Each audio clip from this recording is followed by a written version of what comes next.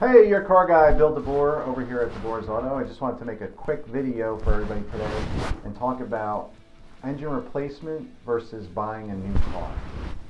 It's a big decision to make. I mean, replacing an engine is a very costly endeavor, and so is a new car. So which is the right decision for you? Replacing the engine is a fraction of the cost of a new car, so it saves you money there. Your insurance premiums and registration fees will not increase with that as well. And then the other benefit is you won't have a car payment. Lastly, you get a warranty, so you have no worries for 3 years or 100,000 miles with a rebuilt engine replacement.